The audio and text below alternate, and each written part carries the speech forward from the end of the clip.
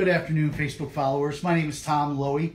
I'm a reporter and columnist from the Galesburg Register-Mail, and we're back again. I'm talking with Peter Schwartzman. He's Associate Professor of Environmental Studies at Knox College. He's also an alderman. Hello, Peter. Hello. Hey, Tom. We are going to talk about Bioneers. And you know what? You introduced me to this a couple of years ago. We wrote a little bit about it, and we didn't last year. That's my fault. But at any rate, Bioneers is going to start Friday. It runs through the weekend. Let's first tell our viewers, what is Bioneers? Well, Bioneers is an organization that holds a major conference, environmental conference every year in Northern California. And they've been doing that for over 25 years. And they have anywhere from 1,000 to 6,000 people that show up at that. I've actually never been to that event. I have friends that have been. But I like to go to the local ones. We call it satellite conferences. Yeah.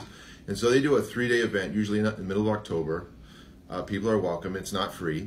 But they bring people from all over the world who are really what I call the pioneers. Bioneers is kind of a play on that word. Right. Of the future and dealing with environmental challenges we have. Right. And it's a kind of holistic approach with the Bioneers here. It's a free event here in Galesburg. Absolutely. It starts Friday at 4:30, and you can pre-register. You should, yes. If you pre-register, then you get a nice little memento name tag.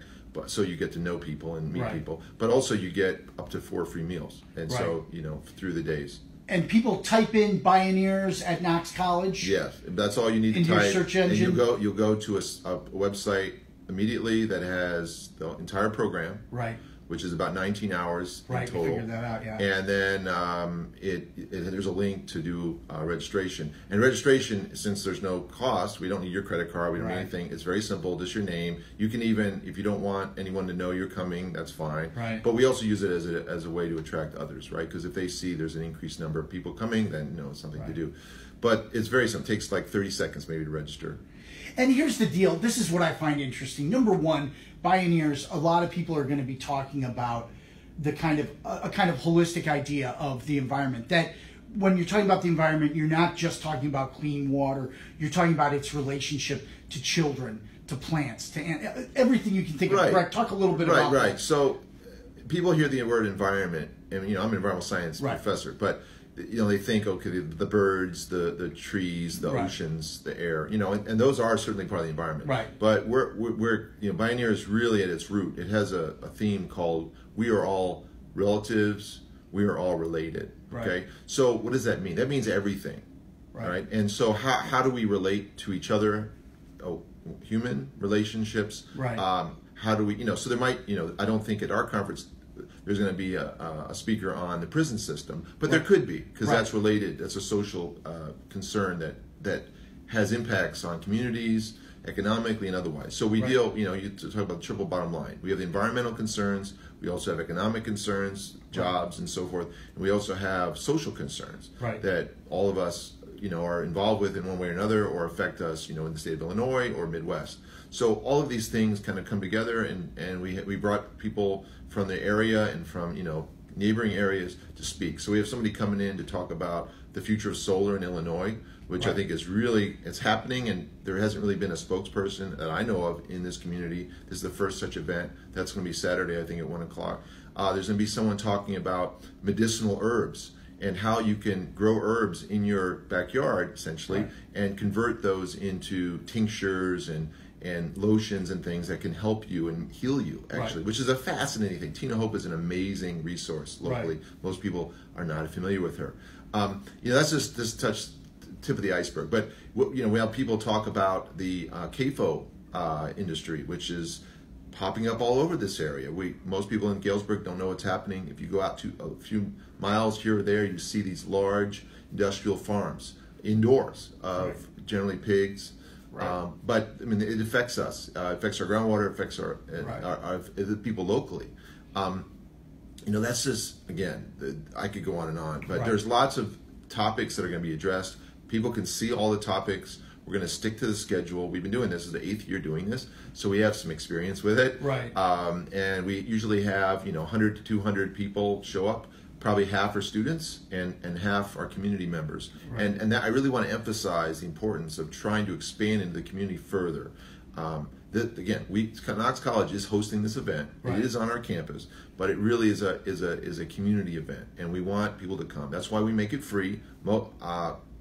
Almost no other Bioneers events are free, and that's, it's not free, of course, right? Right. Knox is fitting the bill in some way, right? Absorbing it, right? But we're doing that because we want it to be a community event. I mean, right. we want the community to come, and we've had people come, but I mean, I invite everyone who works at the city as an employee. I send them an email. I try to make it as easy for them to join and come, and they have. Some people have, and it's amazing what kind of conversations ensue after that, because I want to emphasize Bioneers is about confronting challenges of the future head on. And what's beautiful about it is they bring people who are actually doing that successfully from all walks of life, whether they be children in Brazil, older, senior citizens in Canada, and it's probably that they're not alone, right? They're part of a community of efforts that are challenging, whether the bees are going away, or the grasshoppers now we're finding out, or the monarch butterfly, or we're trying to improve water in our systems. Flint, Michigan is not very far away. What happened there, could happen somewhere else. We need to be cognizant of that. We need to be kind of on our toes. What happened? Why did it happen? How can we improve our water systems here, which we know has been somewhat of a topic as well. Right. So that's our keynote speaker. Actually, going to speak about the history of the Flint, Michigan. I mean, if you want, in a nutshell, the importance of environmental and the holistic, the broad-reaching and far-ranging importance of environment, look no further than Flint, right? Well, I agree. I agree, particularly in the U.S. context. Right. I mean, there's a lot of stuff going on elsewhere in the world that we're further divorced, but that's why Bioneers is such an important thing, because it is an international event. Right. And I've never been to the California event because I prefer to go in the Midwest, and I've been in the University of Indiana. They used to host one. I used to go Louisville. University of Louisville had one.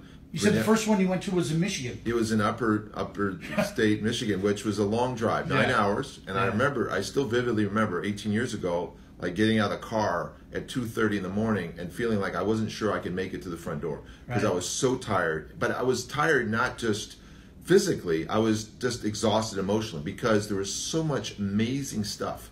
A quick story, the last speaker of that year, and I was the driver. So I had 9 hours to go, right?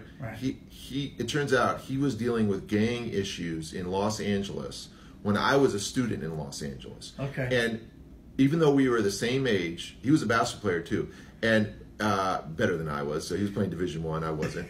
But what he was doing and what he was making happen by bringing peace in the gang wars, I didn't even know what was going on. I was completely oblivious, even though I was 40 miles away.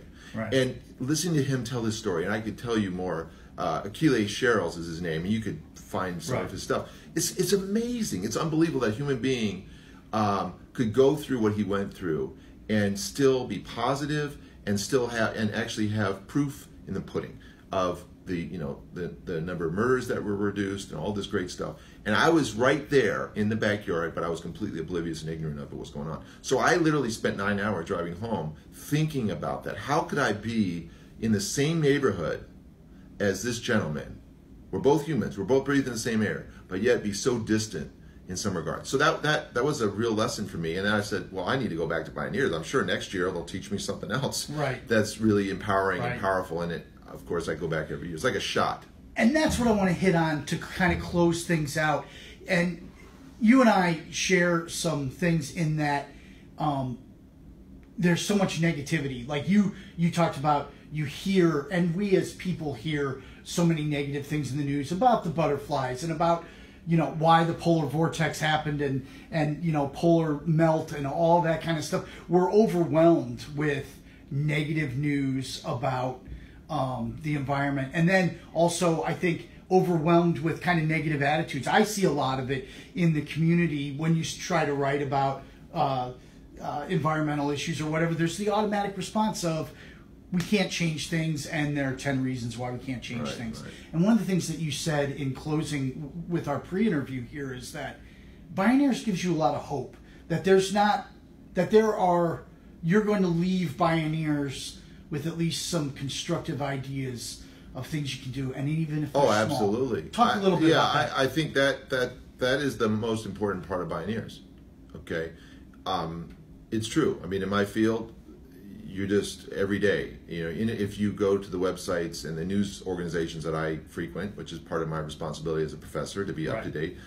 These things these are, I'm aware of these things, but if you're not focusing on what can be done and how even communities are being proactive in certain ways, then you're missing out on the fun part, right? The opportunity.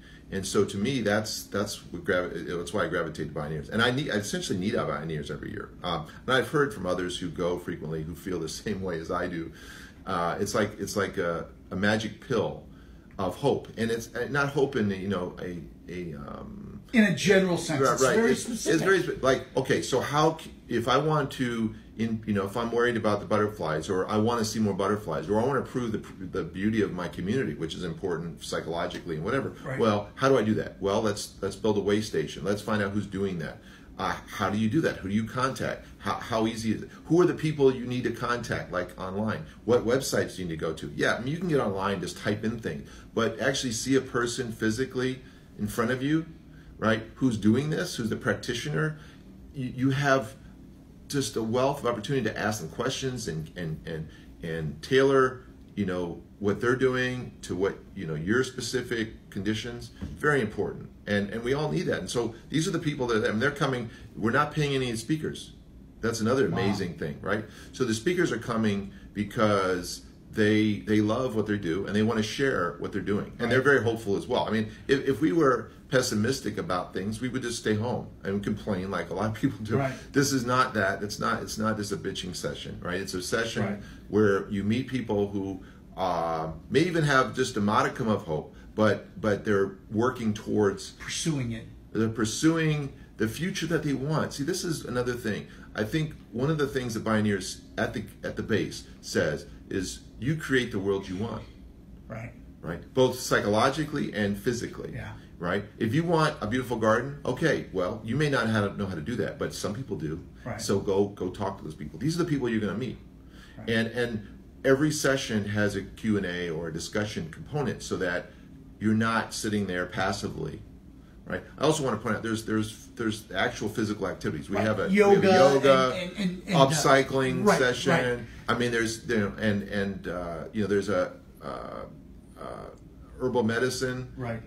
Which is a really important. I mentioned that earlier. I think very much an interactive component. Right. Right. And you're not going to be in a room of 400 people. Right. Which, if you go to the big Bioneers, there's significant elements of that. Now they have their breakout sessions too. And I love, but here you really can be one of 15 in a room to get a sense of what's going on. And there's something really profound and I think exciting about that.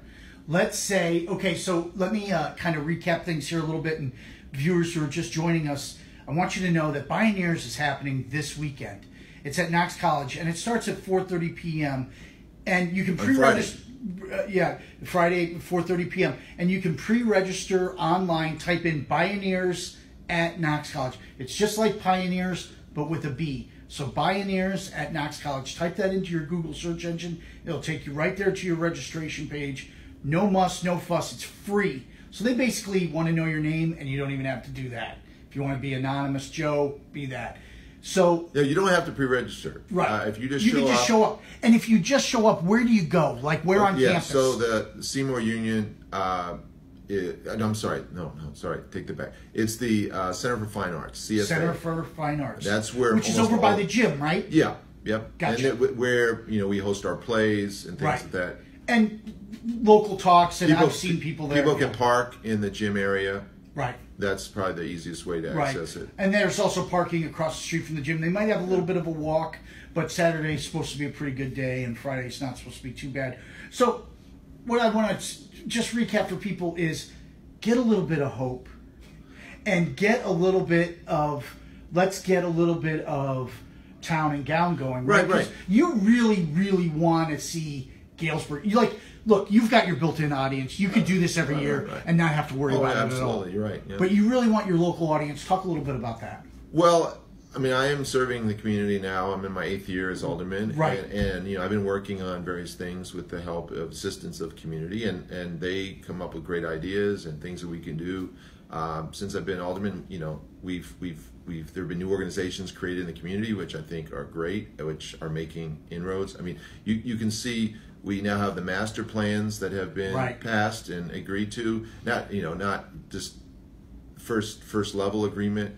What it's going to take to actually bring some of those ideas to fruition is the community coming forward and saying, yes, this is a great idea that's in our master plan. That was an external body of people who studied Galesburg for a year and then wrote this amazing document, which you can get at the city's website. Right. But or email me and contact me, and I'll get you a copy. The point is, how is that going to go into effect? It's going to go into effect when community members come forward and say, this is what we want. We want more parks in this part of town. Right? We want better sidewalks over here, or we want better access. We want to connect. We want to allow kids to get from point A to point B without in a safe way. Perhaps we want improved water systems. I mean, we already have very good water, so I don't want to pick on that. But it is an example, right? But we can't take it for granted. What can we do to make it better or preserve it or whatever? Right. Do we want a municipal golf course? We have one, right? Do we want a miniature golf course, right? That's a big line item, but we need to know from the community. It's in the report. It's a suggestion. Are we going to bring it to reality? Maybe not. Maybe that money could be spent better in a different way. Educating kids. Right. There's a lot of potential for more youth activities in the summertime, particularly. Right. And we know that youth, if not given direction, can wander in negative directions. Right. So we want to keep them focused. So how do we do that? Well, it's not just magic. It takes planning. It takes thought. What I like about this conference, because if it's a holistic component, it's not. I think of everything as environmental. Right. Not everybody does. I understand that, but can we translate the environmental piece into our everyday lives? And I think we can. Right. We want kids eating well. Right. That's in my mind, that's an environmental question. Right. We can phrase it as a different point. So when people think of this as an environmental conference, I think it's environment in a way that they maybe don't fully understand. It's environment in the broad term. In the broad sense. Life, right? Right. How are we going to live together? How can we do it so we're happiest, healthiest, and harmonious? That's not a term, but the most harmonious. Right. How can we and create it? Because it's not. There's a lot of doom and gloom out there. I mean, go to a grocery store and you see those magazines that hit you in the head with all these dire predictions. Right. I don't even look at those things because I know better. I know better because I've read enough from the practitioners in the field that there's a lot of great opportunities for us. And it's not just opportunities, they're happening elsewhere. Right. I mean, who would have thought, for instance, Decorah, Iowa would be a headquarters for massive solar residential installation? Yeah. Eastern Iowa, not a place you would expect, right? Right. Well, they're doing it, and they're reaping the benefits of it. Right. Right. So, and who would have thunk that, for instance, Bishop Hill would be utilizing immense amounts of wind power to support its educational programming for eternity. Right. Okay, that's been done recently. Right. So, I mean, that's just a couple local things that are happening. Right. I mean, regional things that are happening. But I could go on and on, right? There's funding now, I just found out, in the state of Illinois for urban agriculture. Right. So there's money to support efforts to reclaim what are often thought of as brownfields or empty lots. We've got a lot of empty lots in this area. Does anybody want to step forward and move those along? Those kinds of ideas will be brought up during the Bioneers conference, and that's just, again, tip of the iceberg. I have a lot of blind spots, as do we all, right? So therefore, I don't want to. This is not completely. I'm not telling you everything's to be there. There's a lot of things that I'm only touching the surface of what's going to be there, and the interaction. I think is really important. We have those meals so that we can interact with one another. Right, and as you know, I'm part of KPCK. We do that, so we're doing that on the campus.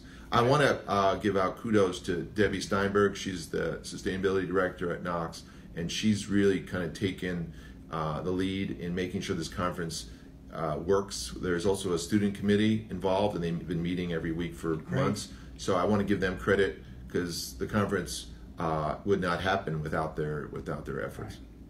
Last thing I want to say is that Galesburg and Knox College, and for that matter, Sandburg College, very vibrant, very creative, wonderful place in a lot of ways. Like, there's a lot of bad news, right? And again, our environment is filled with it. And by our environment, I mean our life in Galesburg. Sure. But again, I want to touch on the hopefulness, and what you really offer folks is you're extending a hand to say, hey, come to this conference and let's learn about some of the hopeful things that we can do, even if it's our own garden, even if it's an urban garden, maybe in a brown lot or whatever. But and what are your dreams too? Right. I mean, when I walk door to door and talk to residents, one-on-one, I hear all these amazing ideas. And I try to encourage them. Well, like, do you know this person? Do you know that person? I've heard that other person say, why don't you talk to them?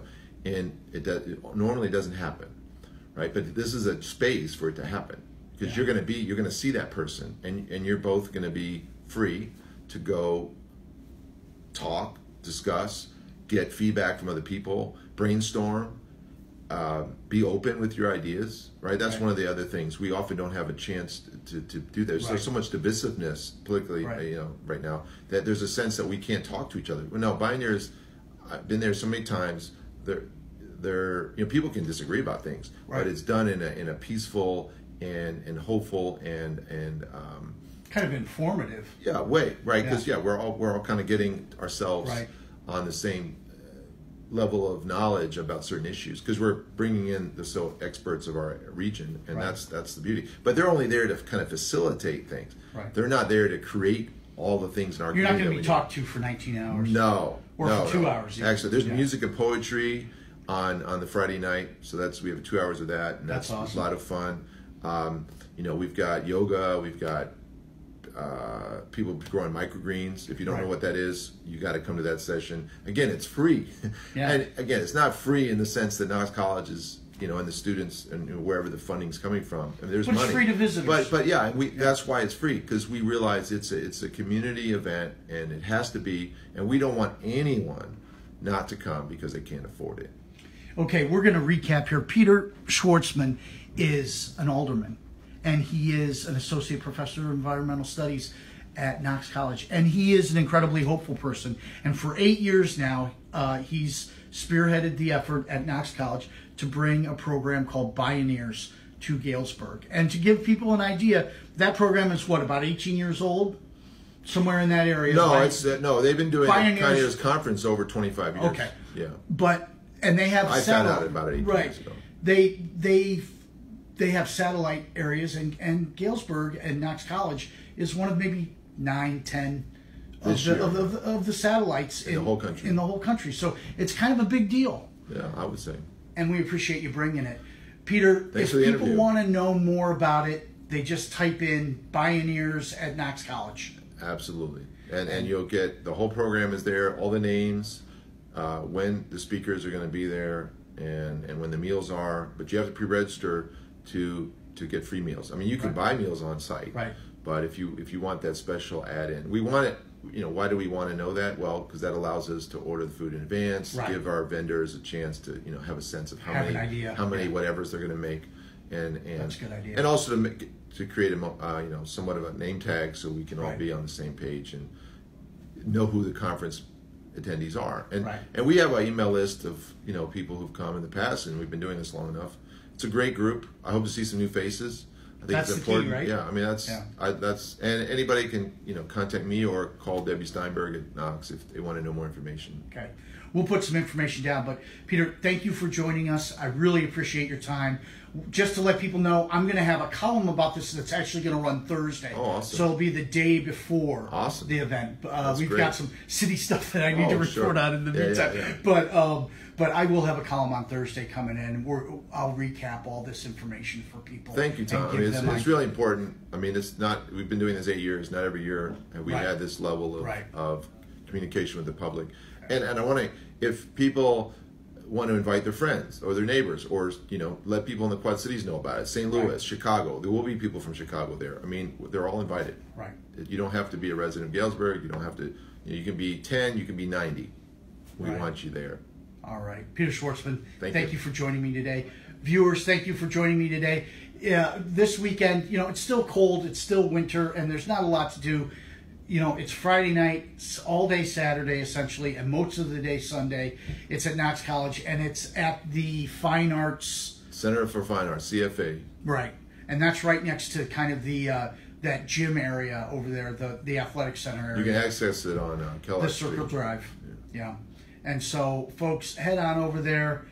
It'll do you good, some good, no matter what, and you can contribute to the conversation. Any conversation that they're having over there. So folks, thanks for joining us, and we'll see you soon.